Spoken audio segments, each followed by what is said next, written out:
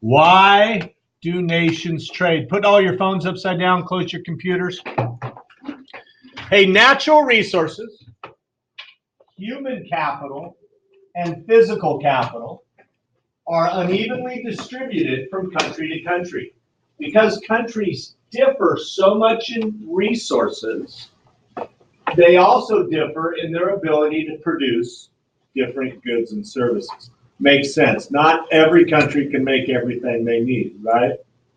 They will specialize in certain products that they can produce most efficiently. For example, coffee is grown more efficiently in warm areas like Central America than other parts of the world. You can't grow coffee in Canada, right? So how do Canadians get their coffee? They import it. They trade for it, right? Because countries cannot efficiently produce everything their citizens need and want, they engage in trade. This gets a little tricky. A person or a nation has an absolute advantage when it can make more of a certain good with a given amount of resources than another person or nation. You know how difficult it would be to grow coffee in Canada. You'd have to have these huge, like, covered warehouse things, right, with grow lights, you know what I'm talking about. You know what I mean? It would be hard to grow coffee. Sorry. A little more funny than me or two. Okay. Comparative advantage is the ability of one person or nation to produce a good at a lower opportunity cost than that of another person. So I wouldn't have to give up as much to grow coffee in Central America as I would to grow it in Canada. It would take a lot more resources. A nation that has a comparative advantage in a product that it can produce most efficiently, given all the products it could choose to produce.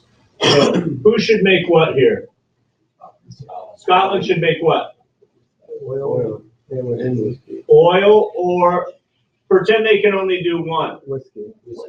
They make the whiskey, they use the extra whiskey to get the oil, right? To trade for oil.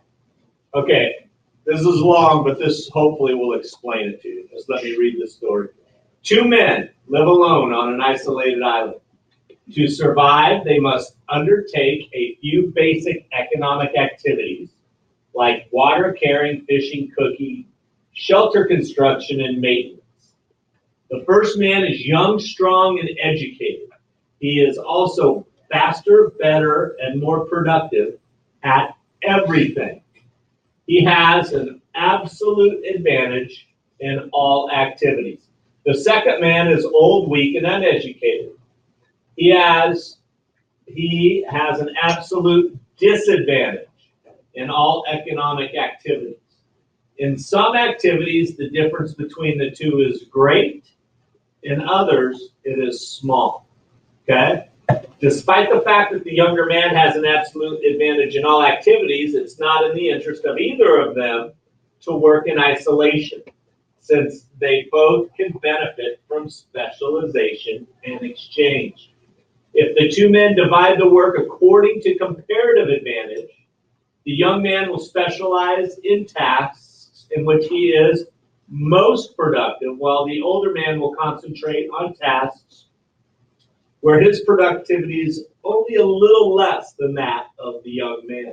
Such an arrangement will increase total production for a given amount of labor supplied by both men and will benefit them both. So if they all did their own thing, okay, they wouldn't get as much done as if the young guy does the things that he's really, really good at, and then the old guy, he just does the things that he's a little bit worse than the young guy at. If you add all of that together, everything that they get done, they would get more done than if they all worked by themselves on everything. Does that make sense? That's kind of the best example of comparative and absolute advantage. The law of comparative advantage states that the nations are better off when they produce goods and services in which they have a comparative advantage. So whatever you do well, do more of it The money nations make from selling these goods and services can be used to buy the goods and services they can't produce as efficiently, right? That's where trade comes in. Central America sells their coffee, then they're able to buy the stuff import the stuff that they need, that they don't do well. An export is a good sent to another country, as imports a good brought in from another country. The United States exports more goods than any other country in the world except for China, but we import more things than anybody else in the world, period. As countries specialize in certain products in which they have a comparative advantage, changes in employment patterns can occur. For example, in the 70s, Japan was crushing us in building automobiles. Okay? The American automobile industry lost business and many American workers lost their jobs. So we had to retool. We had to figure out a way to do it better. So it was at a time where gas prices were going crazy and they were going way up, and we were still building those old muscle cars that got like 6 miles to the gallon, but were really cool. And then we started finally catching up, like Honda and Toyota were just killing the American auto industry because those cars last forever and they got excellent gas mileage. All right, look at those questions. Start studying your vocab. We'll take the 2 quizzes and the reading check when you get back from lunch. Are we missing a lot of people, or is this just a smaller class? Oh, it's a smaller class, isn't it? Because I forget we're in rows.